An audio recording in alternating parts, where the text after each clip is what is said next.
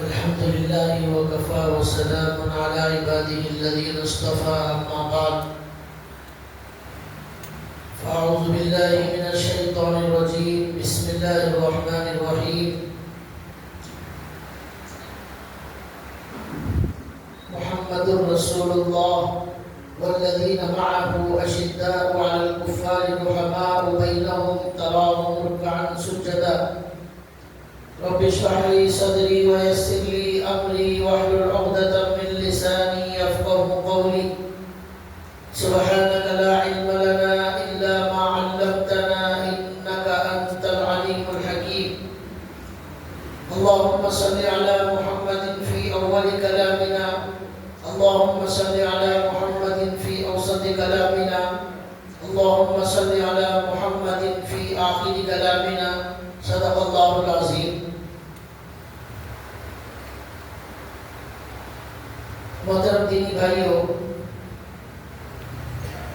ہمارے درمیان خلفائے راشدین کا ذکر شروع کیا گیا تھا. حضرت ابو بکر صدیق رضی اللہ تعالیٰ عنہ کی سیرت کے بعد حضرت عمر رضی اللہ تعالیٰ عنہ کی سیرت کا سلسلہ شروع کیا تھا. اس کے بعد اللہ کے نبی کی سیرت کا ذکر درمیان میں آیا. ابھی کچھ باتیں حضرت عمر رضی اللہ تعالیٰ عنہ کی زندگی کے بارے میں اور ان کے وفات کے بارے میں کچھ باتیں باقی رہ گئی ہیں، وہ آپ کے سامنے بیان کرنا ہے. حضرت عمر رضی اللہ تعالیٰ عنہ کے بہت سارے کارنامے، بہت ساری صفات آپ کے سامنے بیان کی جا چکی ہیں.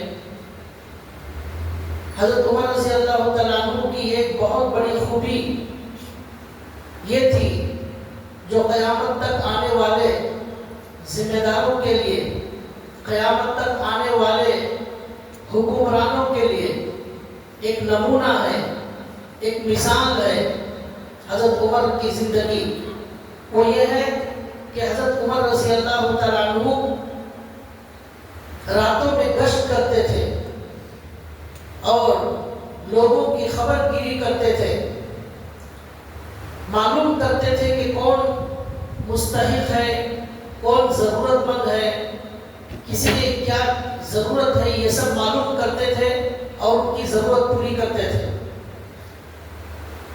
لکھا ہے کہ ایک مرتبہ حضرت عمر رضی اللہ تعالیٰ عنہ گشت کرتے ہوئے رات میں نکلے اپنے ایک غلام کے ساتھ.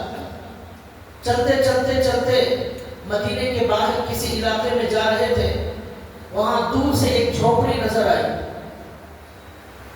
تو حضرت عمر اس جھونپڑی کے قریب گئے اور جا کر دیکھا تو وہاں ایک عورت، بوڑھی عورت چولہا جلا کر کچھ ہانڈی میں پکا رہی ہے. حضرت عمر نے دیکھا کہ اس کے چھوٹے کچھ بچے وہاں قریب میں سو رہے ہیں اور وہ ان بچوں کو سلانے کی کوشش کر رہی ہے اور بچے رو رہے ہیں. حضرت عمر گئے اور جا کر سلام کیا اور پوچھا کیا بات ہے، یہ بچے کیوں رو رہے ہیں؟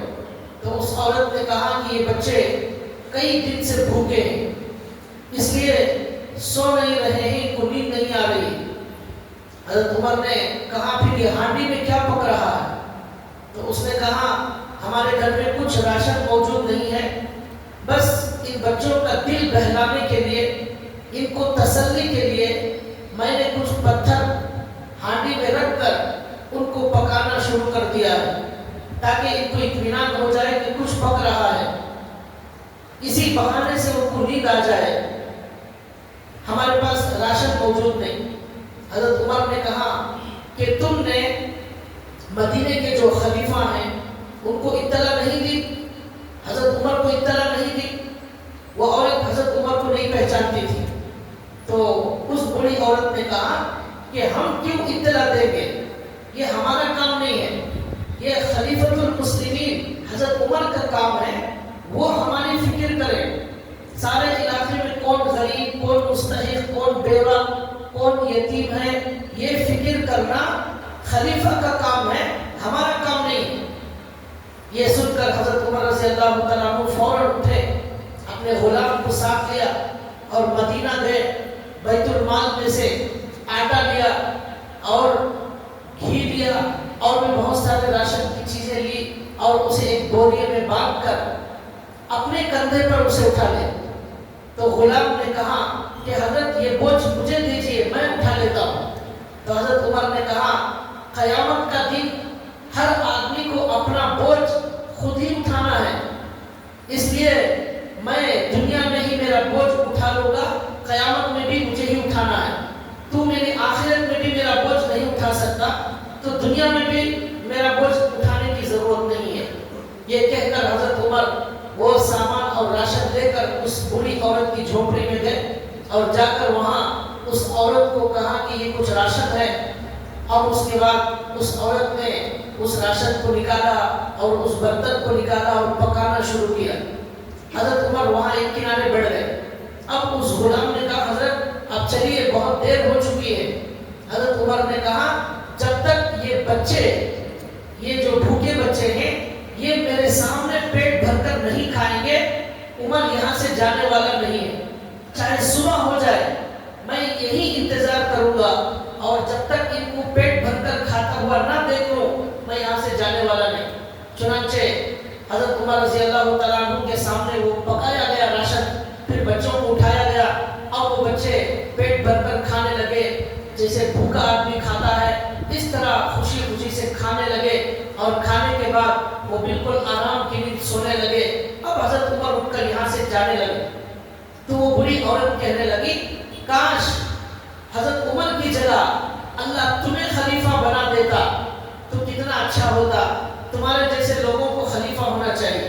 ये उस बुरी औरत ने कहा, लेकिन उसे मालूम ही नहीं हुआ कि ये हजरत उमर रज़ी अल्लाह तआला अन्हु है। इस तरह हमारे बड़े होते थे और हमारे हुक्मरान होते थे, किस तरह मखलूक की ख्याल करते थे और लोगों की फिक्र किया करते थे। और एक वाक़या लिखा हुआ है कि हजरत उमर रज़ी अल्लाह तआला अन्हु के बारे में, वो एक मरतबा रात में गश्त कर रहे थे। गश्त करते करते एक झोपड़ी के करीब पहुंचे तो वहां अंदर से आवाज आ रही थी। एक माँ अपनी बच्ची को कह रही थी कि बच्ची दूध निकालने के बाद उस दूध में पानी मिला देना। तो वो बच्ची कह रही थी अम्मा जान ये दूध में पानी मिलाना ये तो अच्छी बात नहीं है, गलत बात है। और हजरत उमर रज़ी अल्लाह तआला अन्हु ने सख्ती से मना किया है कोई भी अपने दूध में पानी ना मिलाए। तो उसकी अम्मा कहने लगी बच्ची की कि हजरत उमर यहाँ कहाँ मौजूद हैं, वो तो सो रहे हैं, उनको क्या मालूम होगा।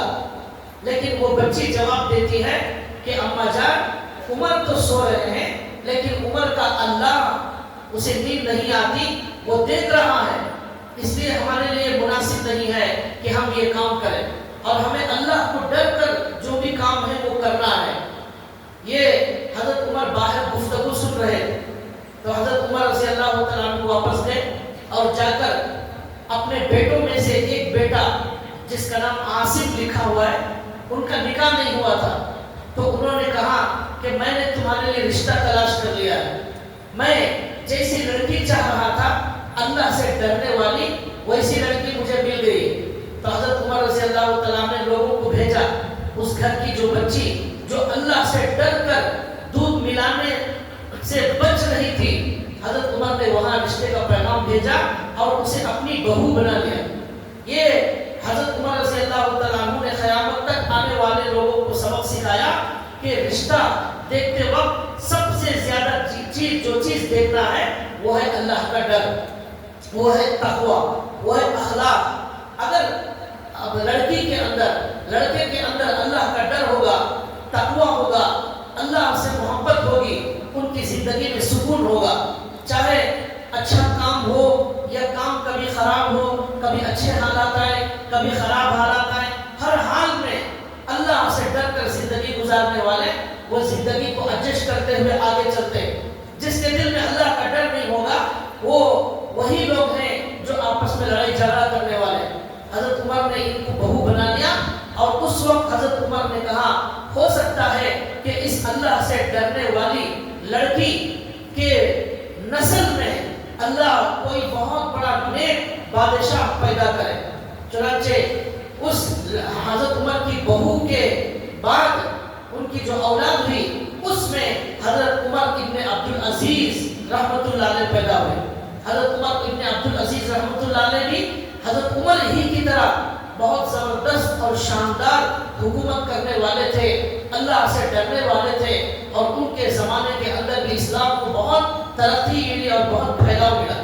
یہ حضرت عمر رضی اللہ تعالیٰ عنہ کی صفات تھے، اور حضرت عمر یہ کہتے تھے کہ میری حکومت میں اگر کوئی جانور بھی بھوکا رہ جائے گا، کل قیامت کے دن اللہ عمر سے اس جانور کے بارے میں سوال کریں گے کہ بتاؤ تم نے کیسی حکومت کی، تمہارے ہوتے ہوئے فلاں جانور بھوکا رہ گیا۔ لیکن اس سبق کو بعد کے آنے والوں نے بھلا دیا۔ اب بعد میں کیا ہوا، سیاست کی کرسی پر آنے والے اور لوگوں کے حاکم بننے والے وہ لوگوں کی مدد کرنے کے بجائے لوگوں کا ہی مال لینے کے لیے حکومت پر آنے لگے اور اپنے مال کی ترقی کی فکر کرنے لگے، اور کس طرح وہ زیادہ سے زیادہ مال حاصل کرے، یہ آج کی سیاست کا مقصد ہو گیا۔ حضرت عمر رضی اللہ تعالیٰ عنہ نے اپنی زندگی سے ایسا سبق امت کو دیا کہ حاکم کیسا ہوتا ہے۔ ایک مرتبہ حضرت عمر رضی اللہ تعالیٰ عنہ کھڑے ہو کر منبر پر بیان کر رہے تھے، تو اس میں حضرت بیان کر رہے تھے تو ایک آدمی بیچ میں کھڑا ہو گیا۔ اس نے کہا آپ کہتے ہیں کہ میری بات سنو، میری اطاعت کرو، لیکن ہم آپ کی بات نہیں سنیں گے اور ہم آپ کی بات، آپ کی اطاعت نہیں کریں گے۔ تو حضرت عمر نے کہا کیوں نہیں کرو گے؟ تو اس نے کہا کہ فلاں جگہ سے مال غنیمت میں کپڑا آیا تھا، آپ نے سب لوگوں کو ایک ایک کپڑا تقسیم کیا، لیکن وہ کپڑا اتنا چھوٹا تھا کہ اس میں ایک جوبہ بھی تیار نہیں ہوا، لیکن وہی کپڑا آپ پہن کر آئے ہیں، آپ کے بدن پر وہ پورا جوبہ تیار ہو چکا ہے، آپ نے اپنے لیے زیادہ کپڑا لے لیا اور لوگوں کو جو تقسیم کیا ہے وہ کپڑے میں جوبہ بھی تیار نہیں ہو رہا ہے۔ تو حضرت عمر نے کہا کہ تم نے صحیح سوال کیا، لیکن اس کا جواب میرا بیٹا عبداللہ دے گا۔ چنانچہ اسی مجمع میں عبداللہ بن عمر کھڑے ہو گئے، انہوں نے جواب دیا کہ بات دراصل یہ ہے کہ ابا جان نے بھی اتنا ہی کپڑا لیا جتنا لوگوں کو دیا تھا، لیکن ان کے پاس جوبہ پورا نہیں ہو رہا تھا، تو میں نے میرا کپڑا ابا کو ہدیہ کر دیا۔ اب یہ دو کپڑے مل کر حضرت عمر رضی اللہ تعالیٰ عنہ کا جوبہ تیار ہو گیا، اس لیے ابا جان یہ جوبہ پہن کر مصلی پر آئے۔ یہ کہا، اب وہ آدمی نے کہا ٹھیک ہے، اب ہمیں جواب مل گیا، اب آپ بیان کیجئے، ہم آپ کی بات سن رہے ہیں۔ ایسا تقوی اور ایسا اللہ کا ڈر اور ایسا خوف، ایسی خشیت کی زندگی حضرت عمر رضی اللہ تعالیٰ عنہ کی زندگی تھی، ایک مثالی زندگی تھی۔ ایک مرتبہ کا واقعہ لکھا ہے کہ کسی نے حضرت عمر کو دودھ پلایا، وہ دودھ جب حضرت عمر نے پی لیا تو اس سے پوچھا یہ کہاں کا دودھ تم نے پلایا؟ تو اس نے کہا کہ یہاں میدان میں کچھ جانور چل رہے تھے، ان کا وہاں سے اونٹنی کا دودھ لے کر میں آپ کی خدمت میں لایا۔ تو حضرت عمر نے تحقیق کی تو معلوم ہوا کہ وہ جو جانوروں کا دودھ لایا تھا وہ بیت المال کے جانور تھے، وہ ان کے لیے پینا صحیح نہیں تھا، وہ صدقے کا اونٹ تھے، اس کا دودھ پی لیا تھا۔ حضرت عمر رضی اللہ تعالیٰ عنہ نے کہا جب تک وہ خطرہ دودھ کا میرے پیٹ کے باہر نہیں آ جاتا اس وقت تک میں خیر کرتا رہوں گا، چاہے میری جان چلی جائے۔ اس لیے کہ اللہ کے نبی نے کہا ہے حرام لقمہ جس پیٹ میں جاتا ہے اللہ اس کی عبادت قبول نہیں کرتے، اور حرام لقمے سے جو پلنے والا بدن ہے وہ جہنم کے زیادہ مستحق ہے۔ چنانچہ حضرت عمر انگلی ڈال ڈال کر خیر کرتے رہے اور یہاں تک کہ وہ پورا کا پورا دودھ انہوں نے خیر کر دیا۔ یہ حضرت عمر رضی اللہ تعالیٰ عنہ کا تقوی تھا۔ اسی تقوی کی وجہ سے، اسی اللہ کے ڈر کی وجہ سے اللہ نے حضرت عمر رضی اللہ تعالیٰ عنہ کو ایسا اونچا مقام عطا فرمایا کہ زمین بھی ان کی بات مانتی تھی، سمندر بھی حضرت عمر کی بات مانتا تھا۔ لکھا ہے ایک مرتبہ مدینے میں زلزلہ آیا، تو مدینے میں جب زلزلہ آیا تو حضرت عمر نے زمین پر کوڑا مارا اور مار کر کہا کہ اللہ کے حکم سے رک جا، تو وہ زمین کا زلزلہ وہی رک گیا۔ پھر اس کے بعد سے لکھا ہے کہ آج تک کبھی مدینے میں زلزلہ نہیں آیا۔ یہ ان کے ایمانی طاقت تھی۔ جب بندہ تقوی کی زندگی گزارتا ہے، اللہ کی محبت کی زندگی گزارتا ہے، تو اس کا مقام اللہ اتنا بلند کر دیتے ہیں۔ ایک مرتبہ مصر کے اندر کچھ صحابہ اکرام کو حضرت عمر نے وہاں بھیجا تھا جنگ کے لیے، تو وہاں جب صحابہ گئے تو انہوں نے حضرت عمر کو خط لکھا کہ یہاں جو دریا ہے اسے دریائے نیل کہتے ہیں، وہ دریا اس کا پانی اسی وقت جاری ہوتا ہے جب سال میں ایک مرتبہ کسی لڑکی کو بنا سوار کر تیار کر کے اس سمندر کے اندر پھینک دیا جاتا ہے، تو وہ پانی سمندر کا وہ پھر جاری ہو جاتا ہے، اس کے چشمے جاری ہو جاتے ہیں، اس سے پورے علاقے میں پانی پھیلتا ہے۔ لیکن اگر سال میں ایک مرتبہ بچی کو تیار کر کے سمندر میں نہ پھینکا جائے تو پھر وہ سمندر کا پانی رک جاتا ہے، وہ آگے پھیلتا نہیں ہے۔ تو حضرت عمر کو یہ خط ملا، جب چٹھی ملی تو حضرت عمر نے دیکھا، اور حضرت عمر نے دنیا کو یہ سبق سکھایا تھا اور یہ بتایا تھا کہ دیکھو تمہارا ایمان کسی سمندر پر نہیں ہونا چاہیے، تمہارا ایمان کسی درخت پر نہ ہو، تمہارا ایمان کسی عمارت پر نہ ہو، تمہارا بھروسہ صرف اللہ پر ہونا چاہیے۔ چنانچہ انہوں نے چٹھی لکھی اور خط لکھا، اور اس میں لکھا کہ میں عمر ابن خطاب اللہ کا بندہ، حضور کا امتی، اے دریائے نیل تجھے حکم دیتا ہوں کہ اگر تو اللہ کے حکم سے چلنا ہے تو چل، ورنہ پھر ہمیں تیری کوئی ضرورت نہیں ہے، اللہ تعالیٰ ہی سب کام کرنے والے ہیں۔ یہ خط لکھ کر انہوں نے چٹھی حوالے کر دی۔ وہ چٹھی حضرت مدینے سے حضرت عبداللہ بن مصر کے اندر جو صحابہ تھے ان کے پاس وہ پہنچی، تو انہوں نے اس چٹھی کو جیسے ہی سمندر میں ڈال دیا، وہ سمندر کا پانی پھر جاری ہونا شروع ہو گیا۔ اور اس کے بعد وہ جو سال میں ایک مرتبہ رسم کرتے تھے بچی کو زندہ وہاں پر بھیج دیا جاتا تھا، وہ رسم ہمیشہ کے لیے ختم ہو گئی۔ اس طرح حضرت عمر کا ایک بڑا کارنامہ یہ تھا کہ انہوں نے بدعت کو ختم کیا، دنیا سے رسم و رواج کو ختم کیا، اور 100% لوگوں کو اللہ کے دین اور اللہ کے قرآن اور حضور کی سنت کو مضبوطی سے تھامنے کا حکم دیا۔ ایک مرتبہ یہ کعبۃ اللہ کے پاس جو حجر اسود پتھر ہے جہاں لوگ بوسہ دیتے ہیں، اس کے بارے میں ہے کہ وہ جنت سے آیا ہوا پتھر ہے، اسے جو بھی بوسہ دیتا ہے اس کے گناہ معاف ہو جاتے ہیں۔ تو حضرت عمر اس پتھر کے پاس کھڑے ہوئے اور کھڑے ہو کر انہوں نے کہا کہ تو صرف ایک پتھر ہے، تیرے اندر نہ نفع کی کوئی طاقت ہے نہ نقصان تیرے اختیار میں ہے، اللہ کے ہاتھ میں نقصان ہے، اللہ کے ہاتھ میں نفع ہے، اللہ کے علاوہ کسی پتھر کے ہاتھ میں کچھ نہیں ہے۔ پھر انہوں نے کہا کہ میں تیرا ادب اس لیے کرتا ہوں اور تجھے بوسہ اس لیے دیتا ہوں کہ میں نے میرے نبی محمد رسول اللہ صلی اللہ علیہ وسلم کو تجھے بوسہ دیتے ہوئے دیکھا ہے، اس لیے میں تجھے بوسہ دیتا ہوں۔ اگر میں یہ نہ دیکھا ہوتا تو میں کبھی تجھے بوسہ نہ دیتا، تو محض ایک پتھر ہے، تیرے اندر نفع اور نقصان کی کوئی طاقت نہیں۔ یہ حضرت عمر نے سبق دیا کہ صرف اور صرف بھروسہ ہمارا اللہ پر ہونا چاہیے۔ اس طرح کی عجیب و غریب خوبیوں کے وہ مالک تھے۔ ایک مرتبہ حضرت عمر کو بتایا گیا کہ جو درخت ہمارے نبی صلی اللہ علیہ وسلم نے جہاں بیعت رضوان لی تھی، صلح حدیبیہ کے موقع پر جب ہمارے نبی عمرہ کرنے تشریف لے گئے تھے، مکے والوں نے عمرہ کرنے سے روک دیا تھا، وہاں ایک درخت ہے، اس درخت پر کے نیچے بیٹھ کر ہمارے نبی صلی اللہ علیہ وسلم نے صحابہ سے بیعت کی تھی اور اس کا نام بیعت رضوان تھا۔ تو لوگوں نے بتایا حضرت عمر کو کہ اس درخت کے نیچے لوگ جا کر وہاں پر خاص عبادت کرنا شروع کر دیے ہیں، اس درخت کی تعظیم کر رہے ہیں اور اس درخت کی کو برکت والا سمجھ کر وہاں جمع ہو رہے ہیں۔ گویا کہ لوگوں کا یقین اللہ سے ہٹ کر درخت پر آ رہا ہے، یہ درخت بڑا برکت والا ہے، یہ درخت کے اندر بڑی خاصیت ہے۔ تو حضرت عمر نے فوراً حکم دیا کہ اس درخت کو کاٹ کر جڑ سے نکال کر وہاں سے ختم کر دیا جائے، اس لیے کہ یہ دھیرے دھیرے کیا ہوگا، لوگ اسی درخت کے پاس عبادت کرنا شروع کریں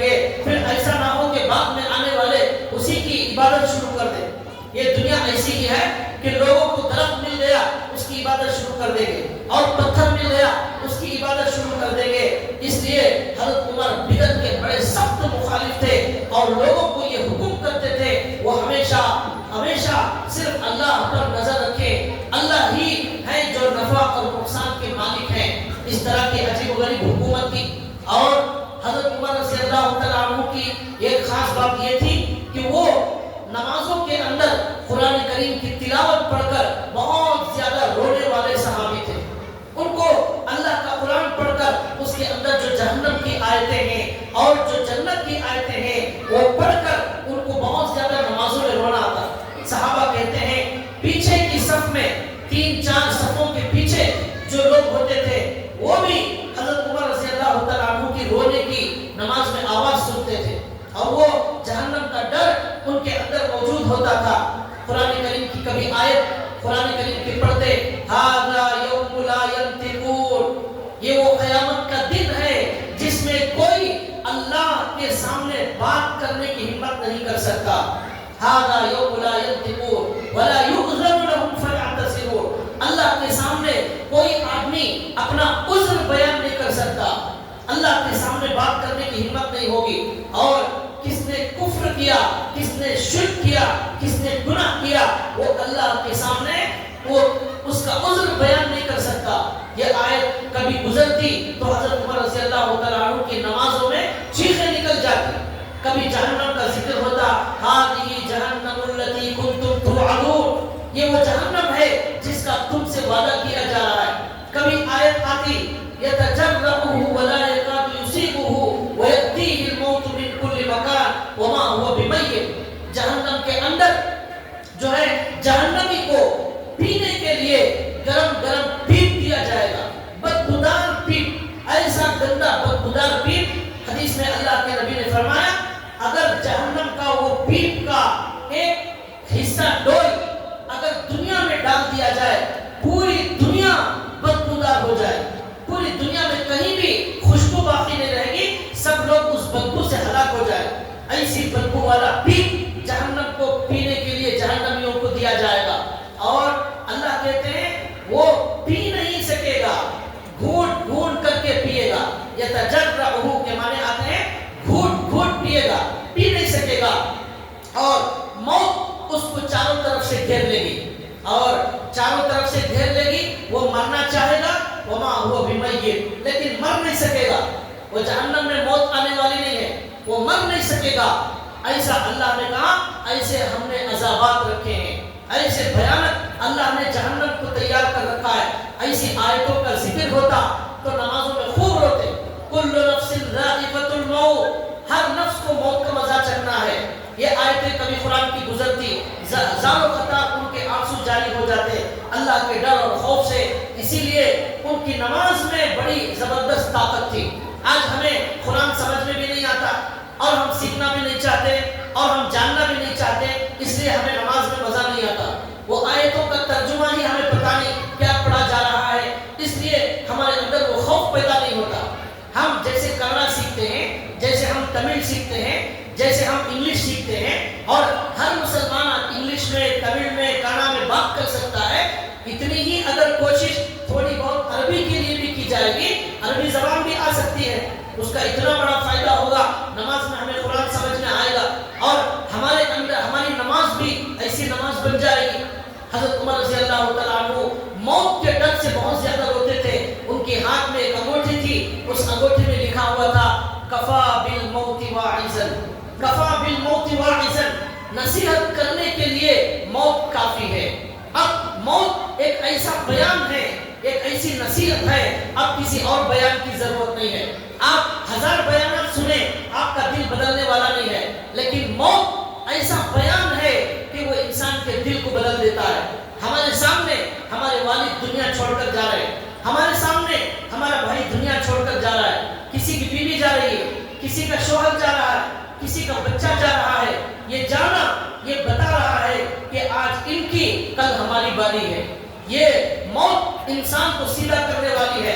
اللہ کے نبی نے فرمایا اذکروا حازم اللذات، لذتوں کو ختم کر دینے والی موت کو یاد کرو، لذتوں کو ختم کر دینے والی موت کو یاد کرو.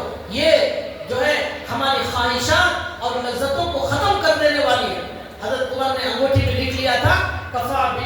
واعظا، موت نصیحت کرنے کے لیے بہت بڑا بیان ہے. جو موت کو یاد کر لے اس سے اچھا بیان اسے اور کوئی نہیں کر سکتا. یہ ان کا معمول تھا.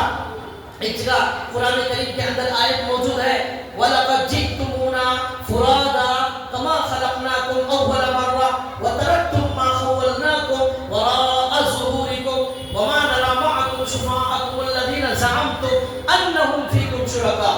یہ آیت اس کے بارے میں لکھا ہے یہ ایسی آیتیں بھی حضرت عمر کے سامنے گزرتی تو وہ اپنے آپ کو کنٹرول نہیں کر سکتے تھے، ہچکیاں لگ جایا کرتی تھی نماز میں ان کی. لکھا ہے اس آیت میں، یہ آیت جو انسان مر کر دنیا سے جاتا ہے، جب اس کی روح نکال لی جاتی ہے وہ اللہ کے دربار میں جاتا ہے تو وہاں اللہ تعالیٰ اس سے کہتے ہیں جو جہنمی ہوتا ہے، جو فاسق اور منافق اور کافر ہوتا ہے، اس کی روح جب جاتی ہے تو اللہ کہتے ہیں وَلَقَدْ جِئْتُمُونَا فُرَادَىٰ. کیا بھائی اکیلے ہی آ گئے وہ ہمارے پاس؟ اللہ کیا کہیں گے؟ کیا اکیلے ہی آ گئے ہمارے پاس؟ آپ کے بچے نہیں آئے، آپ کی بیوی نہیں آئی، آپ کا خاندان نہیں آیا، آپ کے پڑوسی نہیں آئے، آپ کا مال نہیں آیا، آپ کا بنگلہ نہیں آیا، آپ کی گاڑیاں سواریاں، آپ کی کرسیاں، آپ کے دوست، آپ کے چاہنے والے، کوئی آپ کے ساتھ نہیں آئے. دنیا کے اندر ایک سر میں درد آ جائے، ایک پیٹ میں درد آ جائے، پورا گھر پریشان، بیوی پریشان، بچے پریشان، خاندان والے پریشان، سب کو معلوم ہو جاتا ہے اور دوائیوں کا انتظام ہوتا ہے، فکریں ہوتی ہیں، بہت کچھ دعائیں ہوتی ہیں، لیکن اللہ کہہ رہے وَلَقَدْ جِئْتُمُونَا فُرَادَىٰ. اکیلے ہی آ گئے ہو، آج کوئی سہارا نہیں ہے، آج کوئی ساتھ نہیں آیا آپ کے. وَلَقَدْ جِئْتُمُونَا فُرَادَىٰ. جیسے دنیا میں اکیلے گئے تھے ویسے ہی اکیلے ہمارے پاس آ گئے، گئے تھے اکیلے واپس بھی ہمارے پاس اکیلے آ گئے. وَتَرَكْتُم مَّا خَوَّلْنَاكُمْ وَرَاءَ ظُهُورِكُمْ. اور تم نے اپنے پیٹھ کے پیچھے ساری دولت چھوڑ دی. تم نے اپنی ساری دولت چھوڑ کر آ گئے، کچھ بھی ساتھ نہیں لائے. تم نے پوری زندگی جو کمایا تھا وہ گھر چھوڑ کر آ گئے، پوری زندگی محنت کر کے اتنے کروڑ کی زمین خریدی تھی وہ زمین چھوڑ کر آ گئے، کچھ ساتھ نہیں لایا.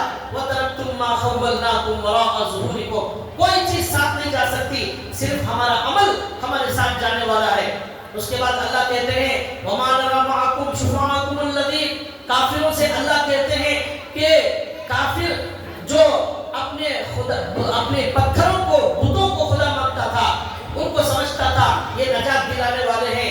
اللہ کہیں گے تمہارے خدا بھی نظر نہیں آ رہے، تمہارے خدا بھگوان جن کو تم خدا سمجھتے تھے وہ بھی آج نظر نہیں آ رہے، وہ بھی تمہاری مدد کو نہیں آئے. کہاں چلے گئے تمہارے جھوٹے خدا؟ ہم کو تو نظر نہیں آ رہے. اس کے بعد اللہ کہتے ہیں لَقَدْ تَقَطَّعَ بَيْنَكُمْ وَضَلَّ عَنْكُمْ مَا كُنْتُمْ تَزْعُمُونَ. یہ موت ایسی چیز ہے جو سارے رشتوں کو ختم کر دینے والی، سارے رشتے ختم، سارے سہارے ختم. دنیا کا کوئی سہارا ہمارے پاس قبر میں آنے والا نہیں.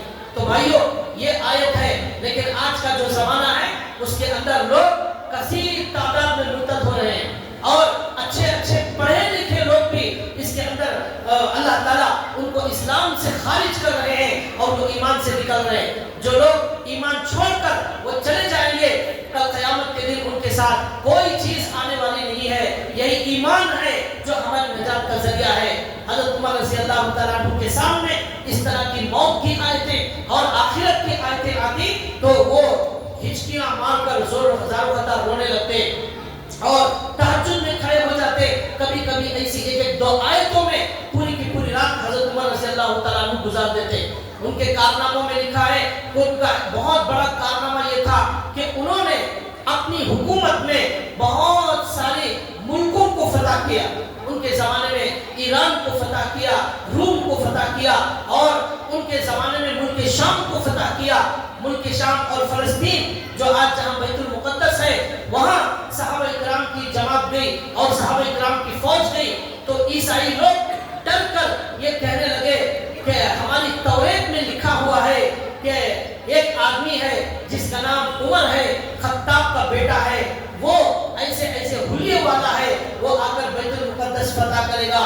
چنانچہ آپ اپنے امیر المؤمنین کو یہاں بلاؤ، ہم ان کی چابی بیت المقدس کی ان کے ہاتھ میں حوالے کرنے تیار.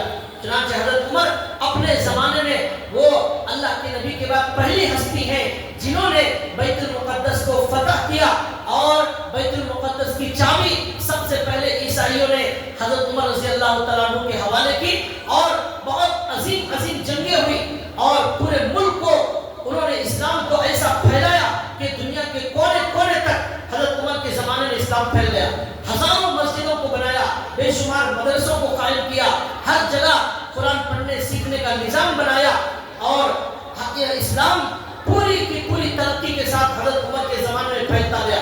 ایک جنگ ہوئی، جنگ قادسیہ کے نام سے مشہور ہے۔ اس زمانے میں حضرت عمر رضی اللہ تعالیٰ عنہ نے 17,000 صحابہ اکرام کی جماعت جنگ میں روانہ کی۔ وہ جماعت گئی اور جا کر اہل فارس والوں سے ان کا مقابلہ تھا۔ اس کا کمانڈر رستم اس کا کمانڈر تھا، ان کے پاس 1 لاکھ کی فوج تھی۔ صحابہ اکرام 15 سے 17,000 صحابہ گئے تھے، وہاں 1 لاکھ فوج۔ اب وہ جو رستم تھا وہ عیسائی لوگوں کا کمانڈر تھا۔ جب صحابہ اکرام اور دشمن آمنے سامنے آ گئے، تو جب سامنے آ گئے تو وہ رستم مسلمانوں کے امیر کو حکم بھیجتا ہے کہ تمہارے کسی مسلمان کو میرے پاس بات کرنے کے لیے بھیجو۔ ایک صحابی کو انہوں نے بھیجا جن کا نام ربعی بن عامر رضی اللہ تعالیٰ عنہ تھا۔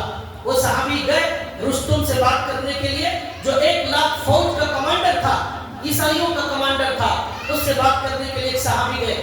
وہ صحابی جب گئے تو ان کی تلوار ٹوٹی ہوئی تھی، وہ ٹوٹی ہوئی تلوار کو پرانے کپڑے سے انہوں نے باندھ لیا تھا، نیزہ بھی چھوٹا تھا اور گھوڑا بھی ان کے پاس چھوٹا تھا، کپڑے بھی معمولی پھٹے پرانے تھے۔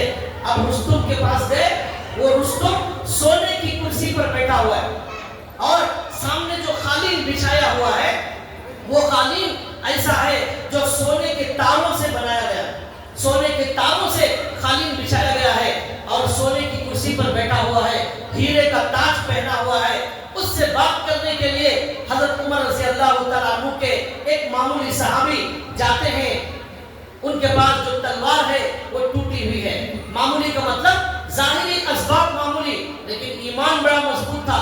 تلوار ٹوٹی ہوئی، نیزہ چھوٹا سا، گھوڑا بھی چھوٹا ہے، اب وہ دکھنے میں بھی کوئی خاص خوبصورت نہیں ہے۔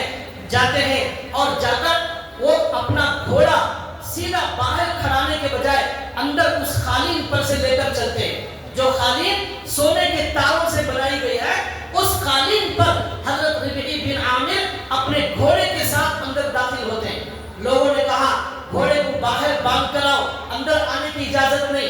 انہوں نے کہا میں آیا نہیں ہوں، مجھے بلایا گیا ہے، میں آیا ہوتا میرا گھوڑا باہر ہوتا، مجھے بلایا گیا ہے، تمہارا رستم بلایا ہے، اس لیے میں بات کروں گا تو میں گھوڑے کے ساتھ ہی اندر داخل ہوگا۔ تو انہوں نے دیکھا، پھر اجازت دے دی۔ اب وہ گھوڑا سونے کی قالین پر، سونے کی تاروں کی قالین پر وہ گھوڑا پیشاب پاخانہ کرتے ہوئے چل رہا ہے۔ اب ان کی جو تلوار تھی، ٹوٹی ہوئی تلوار، اس تلوار سے جگہ جگہ وہ ٹیک لگاتے ہیں، وہ قالین کٹ رہا ہے اور وہ قالین پھٹ رہا ہے۔ اس سونے کے تاروں کی قالین کی صحابہ کی نظر میں پیشاب کی بھی کوئی حیثیت موجود نہیں تھی، ان کا گھوڑا پیشاب کرتا تھا۔ انہوں نے بتایا اس تمہاری دنیا کی چمک دمک کی ہماری نظر میں کوئی حیثیت نہیں ہے۔ چنانچہ اسی طرح اندر گئے، جہاں بیٹھنے کے لیے گدے اور صوفے تھے، اس صوفے کو گھوڑے کی رسی باندھ دیا ان صحابی نے۔ عظیم الشان سونے کے تاروں کا صوفہ، اسے گھوڑا باندھ دیا۔ اب لوگ عجیب و غریب حیرانی سے دیکھ رہے ہیں، ایک آدمی کے اندر ایسی ہمت، ایسی جو ہے جرأت، وہ بادشاہ کے سامنے بات کرنے آیا ہے، اس کے صوفے کو گھوڑا باندھ رہا ہے۔ تو اب بادشاہ نے کہا کہ تم لوگ کیوں یہاں پر لڑنے آ گئے؟ کیا مقصد ہے تمہارا؟ کون ہو تم لوگ؟ کیا چاہتے ہو؟ پھر اس نے کہا مجھے لگتا ہے تم غریب لوگ ہو، تمہارے پاس کھانے کے لیے راشن نہیں ہے، تمہارے پاس پہننے کے لیے کپڑے نہیں ہیں، تمہارا حلیہ ایسا ہے، جاؤ میں تم پر رحم کرتا ہوں، کچھ راشن دے دیتا ہوں، جا کر اپنے بیوی بچوں کے ساتھ کھا پی کر آرام سے رہو، یہاں جنگ لڑو گے، دیکھو 1 لاکھ فوج یہاں پر کھڑی ہوئی ہے، اس کا مقابلہ تم جیسے ٹوٹی تلوار والے نہیں کر سکتے، جاؤ اپنی زندگیوں پر رحم کرو۔ تو انہوں نے کہا اگر آپ کی بات ختم ہو چکی ہو، ہم اپنی بات شروع کریں۔ تو بادشاہ نے کہا بتاؤ تم کیوں آئے ہو؟ انہوں نے کہا لِنُخْرِجَ الْعِبَادَ مِنْ عِبَادَةِ الْعِبَادِ إِلَىٰ عِبَادَةِ اللَّهِ، ہم بندوں کی عبادت سے نکال کر اللہ کی عبادت کی طرف لے جانا، یہ ہمارا مقصد ہے۔ انسان کا خدا نہیں ہو سکتا۔ تم لوگ انسانوں کو خدا مانتے ہو، ہم اس لیے آئے ہیں اللہ کی سرزمین میں صرف ایک اللہ کی عبادت ہوگی، اس لیے ہم آئے ہیں۔ ہم بندوں کو جہنم سے نکال کر ہم ان کو جنت کا راستہ بتانے والی قوم ہیں۔ پھر انہوں نے کہا تمہارے سامنے 3 آپشن ہیں، یا تو کلمہ پڑھ کر مسلمان ہو جاؤ، یا تو کلمہ پڑھ کر مسلمان ہو جاؤ، یا تمہارے ملک میں ٹیکس دے کر اسلام کو ٹیکس دینا پڑے گا، ہم تمہاری حفاظت کریں گے، حکومت اسلام کی ہوگی، تمہاری حکومت نہیں ہوگی۔ اور تیسرا آپشن یہ ہے اگر یہ 2 منظور نہیں ہے تو پھر تلوار کے ساتھ جنگ کرنے کے لیے تیار ہو جاؤ۔ اور اس نے کہا کہ ایک بار ہماری فوج کی طرف دیکھو، کیسی عظیم فوج میں لے کر آیا ہوں، تمہارے 15,000 لوگوں کو 15 منٹ میں مسل کر رکھ دیں گے اور تمہارا خاتمہ ہو جائے گا۔ تو انہوں نے کہا کہ اللہ جس کے ساتھ ہوتا ہے وہ کبھی شکست نہیں کھاتا، اور جو اللہ جس کا مددگار ہو جائے وہاں تعداد کی کوئی پرواہ نہیں ہوتی، وہ تعداد کم ہو لیکن اللہ اس کے ساتھ ہو وہی کامیابی حاصل کرتا ہے۔ تعداد بہت زیادہ ہو اللہ اس کے ساتھ نہ ہو تو پھر وہ کبھی کامیاب نہیں ہوتا۔ یہ تو جنگ بتائے گی کون کامیاب ہے کون ناکام ہے۔ وہاں سے وہ نکل کر چلے گئے، سارا مجمع ان کو پھٹی پھٹی آنکھوں سے دیکھتا رہ گیا، کیسی ہمت اور جرأت ایک آدمی کے اندر ہے۔ اور انہوں نے کہا، ربیعی بن عامر نے کہا کہ تمہارے گناہوں کی وجہ سے تمہاری ناکامیابی اللہ کے ہاں طے ہے۔ حضرت عمر رضی اللہ تعالیٰ عنہ نے بھی خط لکھا تھا، ان فوج کو مسلمانوں کو خط لکھا تھا کہ کبھی بھی گناہ مت کرنا، گناہ کی وجہ سے اللہ اپنی مدد چھین لیتے ہیں، گنہگاروں پر اللہ کی مدد نہیں آتی۔ اگر تم بھی گناہ کرو گے وہ کافر بھی گناہ کریں گے، دونوں برابر ہو جائیں گے، تو اس لیے اللہ کی مدد نہیں آئے گی۔ تم اللہ سے ڈرو گے اللہ تمہارا ساتھ دے گا، تم تعداد میں کم ہو کامیابی تمہاری ہوگی۔ چنانچہ دوسرے دن جب جنگ شروع ہوئی تو رستم جو کمانڈر تھا فوج کا عیسائیوں کا، اس نے بڑے بڑے ہاتھیوں کو سامنے کر دیا، سارے ہاتھیوں کی پہلی صف اس کی طرف سے آئی، پھر پیچھے فوج تھی۔ اب صحابہ کرام نے مشورہ کیا کیا کیا جائے۔ ایک صحابی نے مشورہ دیا ایک ہاتھی کے ناک پر ایسا زبردست وار کیا جائے کہ وہ ہاتھی پاگل ہو جائے، تو پھر وہ ہاتھی جب بھاگے گا سب کے سب پاگل ہو جائیں گے سارے ہاتھی۔ یہ انہوں نے پلان بنایا۔ تو اب اس کے بعد کیا صحابہ کرام نے جب جنگ شروع ہوئی ان کے پہلے ہاتھی پر اس کی ناک پر صحابہ کرام نے وار کیا اور زبردست ایسا وار کیا کہ وہ ہاتھی کی ناک کٹ گئی۔ اب وہ پاگل اور دیوانہ ہو گیا۔ اب وہ دیوانہ ہو کر جب بھاگنے لگا پورے مجمع میں اس نے ہنگامہ کر دیا، اب سارے ہاتھی ڈر کر بھاگنے لگے اور ان کی فوج کو ہی ان کے ہی ہاتھی کچلنے لگے، ہزاروں لوگ انہی ہاتھیوں کے نیچے دب کر مرنے لگے۔ یہ اللہ تعالیٰ کی مدد ہوتی ہے جب اللہ پر بندہ بھروسہ کرتا ہے۔ ان کے بے شمار لوگوں کو ان کے ہی ہاتھیوں نے قتل کر دیا۔ اب دوسرے دن پھر کیا ہوا، دوسرے دن بھی جنگ جاری تھی۔ دوسرے دن جب جنگ شروع ہوئی تو صحابہ کرام نے اور ایک پلان یہ بنایا کہ صحابہ کرام کے پاس جو اونٹ تھے وہ ان اونٹوں پر بہت بڑا کپڑا ڈال دیا، بہت بڑا کپڑا اونٹوں پر ڈال دیا اور اونٹوں کا جو چہرہ تھا اس چہرے کو کالے کپڑے سے ان کا چہرہ بند کر دیا، اونٹوں کا چہرہ۔ اب اونٹوں پر کپڑا ہے، چہرے پر بھی کالا کپڑا ہے، یہی سے بہت سارے اونٹوں کو مسلمانوں نے میدان میں چھوڑ دیا۔ اب ان کے گھوڑوں نے دیکھا، پہلے دن ہاتھی آئے تھے سامنے، اب دوسرے دن گھوڑے آئے۔ اب ان گھوڑوں نے دیکھا کہ یہ کوئی عجیب و غریب مخلوق آ گئی ہے، یہ نہ اونٹ ہے نہ انسان ہے، یہ عجیب و غریب کوئی جنات آ گئے ہیں۔ یہ دیکھ کر وہ گھوڑے پاگل ہو گئے، اب وہ گھوڑے ڈر کر بھاگنے لگے۔ اب ان گھوڑوں نے ان کی فوج کو روکنا شروع کر دیا، کچلنا شروع کر دیا۔ اس طرح جب وہ گھوڑے پیچھے بھاگنے لگے ان کے لوگ بھی پیچھے بھاگنے لگے۔ اب یہ صحابہ ان کو بھگاتے ہوئے گئے اور ان کو دشمنوں کو قتل کرنے لگے اور ان کو بھگاتے بھگاتے ان کو قتل کرتے ہوئے صحابہ کرام گئے۔ اس طرح تیسرے دن بہت آسانی سے اللہ نے مسلمانوں کے ہاتھ پر جو ہے وہ فتح عطا فرمائی مسلمانوں کو۔ یہ حضرت عمر رضی اللہ تعالیٰ عنہ کے زمانے میں ہمت اور شجاعت کے کارنامے تھے۔ آج کیا ہوا، اسرائیل ایک بم ڈالتا ہے قطر پر تو قطر والے کی نیند خراب ہو جاتی ہے، وہ جو ہے اپنے آقا کے پاس امریکہ بھاگتا ہے اور جا کر کہتا ہے آقا آپ ہمیں بچا لیجئے، آپ ہماری مدد کر دیجئے، آپ کے علاوہ ہمارا کوئی پرسان حال نہیں۔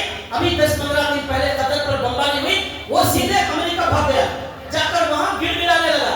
یا حضرت عمر کہہ رہے اللہ کے پاس گڑ گڑاؤ، اللہ سے مانگو، گناہوں کو چھوڑو، لیکن یہ سب کرنے تیار نہیں، جا کر اس کے پیر پڑ رہے ہیں، اسے گویا کہ سب کچھ سمجھ رہے ہیں، اس لیے اللہ کی مدد رک گئی۔ 50 ممالک عرب والے مل کر کئی دنوں سے میٹنگ کر رہے ہیں، خالی میٹنگ ہی کر رہے ہیں اور کچھ نہیں کر رہے ہیں، خالی بیان دیتے ہیں کہ اسرائیل غلط کر رہا ہے، ہم مذمت کرتے ہیں، یہ خالی بیان ہو رہا ہے اور وہ ادھر سے بمباری کر رہا ہے۔ اللہ کے نبی نے کہا جب دنیا کی محبت تمہارے دلوں میں آ جائے گی، موت سے نفرت آ جائے گی، تو پوری دنیا والے مل کر تمہیں گاجر مولی کی طرح کاٹ کر ختم کر دیں گے۔ تمہیں اپنے اندر اللہ کی محبت پیدا کرنا ہے، یہ دنیا کی محبت تمہیں ختم کر دے گی، یہ ہمارے نبی نے کہا۔ لیکن آج ہمیں یہ نظر نہیں آتا، جو صحابہ کرام کے اندر ایمانی طاقت اور جرأت تھی وہ دور ختم ہو گیا۔ تو بھائیو، حضرت عمر رضی اللہ تعالیٰ عنہ کی یہ زندگی تھی، آخر میں یہ بہت سارے کارنامے انجام دینے کے بعد ایک مرتبہ حضرت عمر خطبہ دینے کے لیے کھڑے ہوئے اور انہوں نے کہا ایسا لگتا ہے کہ میرے دنیا سے جانے کا وقت آ گیا ہے، اور انہوں نے کہا میں نے ایک خواب دیکھا ہے کہ ایک لال مرغا مجھے 2 مرتبہ مار رہا ہے خواب میں، اور تعبیر اس کی یہ ہے کہ مجھے کوئی شہید کرنے والا ہے۔ اس لیے اب میں کہتا ہوں 6 بڑے صحابہ میں سے آپ لوگ جسے چاہتے ہو ان کو میرے بعد خلیفہ بنا لینا۔ ان 6 لوگوں کا نام انہوں نے بتا دیا۔ اب اس کے بعد حضرت عمر رضی اللہ تعالیٰ عنہ فجر کی نماز میں نماز پڑھانے کے لیے کھڑے ہوئے۔ ایک کافر غلام مجوسی کافر تھا، وہ اندر سے تلوار چھپایا ہوا تھا۔ فجر کی نماز میں اس نے باہر سے اندر آ کر گھس کر 13 لوگوں کو زخمی کرتے ہوئے، 7 لوگوں کو شہید کرتے ہوئے حضرت عمر کے پاس آیا، اور حضرت عمر پر بھی اتنا زوردار وار کیا کہ ان کا پورا پیٹ یہاں سے کٹ گیا اور وہاں زخمی ہو کر گرے۔ اسی حالت میں حضرت عمر نے پیچھے سے ایک صحابی کو پکڑ کر سامنے کھڑایا نماز پڑھانے کے لیے، تو انہوں نے نماز مکمل کی۔ اور اس کے بعد حضرت عمر نے کہا کس نے مجھ پر وار کیا ہے؟ بتایا کسی مسلمان نے نہیں، کسی کافر نے کیا۔ تو انہوں نے کہا اللہ کا شکر ہے کسی مسلمان کے ہاتھ میرے خون سے رنگے نہیں گئے، ایک کسی کافر کی بدبختی ہوئی ہے۔ اس کے بعد انہوں نے کہا اپنے بچے کو بلا کر اماں جان عائشہ کے پاس جاؤ اور کہنا، یہ مت کہنا امیر المؤمنین نے بھیجا ہے، اب میں امیر المؤمنین نہیں ہوں، یہ کہنا عمر بن خطاب نے بھیجا ہے، اور کہنا میری آخری خواہش یہ ہے میرے نبی محمد صلی اللہ علیہ وسلم کے بازو حضرت ابو بکر دفن ہے، وہاں میں دفن ہونا چاہتا ہوں، یہی میری اب سب سے بڑی خواہش، سب سے بڑی سعادت ہے، اور اگر اجازت دے وہاں دفن کرنا، اجازت نہ دے عام قبرستان میں دفن کر دینا۔ پھر کہاں جا کر اجازت لو، گئے جا کر اجازت لی، اماں عائشہ روتے روتے انہوں نے اجازت دی، کہا میں وہاں دفن ہونا چاہتی تھی لیکن عمر کو میں اپنے اوپر ترجیح دیتی ہوں، اجازت ہے۔ پھر حضرت عمر نے کہا میرے ہو سکتا ہے میں زندہ ہوں، میری رعایت کر رہے ہیں، میرے مرنے کے بعد میرا جنازہ ان کے گھر کے پاس لے جا کر پھر اجازت لینا، اگر اجازت دے تب دفن کرنا، ورنہ عام قبرستان میں دفن کرنا۔ جنازہ دیا، پھر بھی اجازت دی گئی، پھر اماں عائشہ نے اجازت دی، پھر وہاں ہمارے نبی کے بازو دفن کیا گیا۔ اب قیامت میں جب ہمارے نبی اٹھیں گے، آزو بازو سے ابو بکر اور عمر بھی اٹھیں گے، کتنے خوش نصیب یہ لوگ ہیں، اور کیسے انہوں نے اپنی آخرت بنا لی، اور انہوں نے اپنے دنیا میں آنے کا مقصد کس طرح پورا کر لیا، یہ ان کی زندگی سے ہمیں سبق مل رہا ہے۔ اللہ سے دعا ہے اللہ تعالی ہمیں بھی ان کی زندگی کے نقش قدم پر اللہ ہمیں چلنے کی توفیق عطا فرمائے۔ وما علینا الا البلاغ۔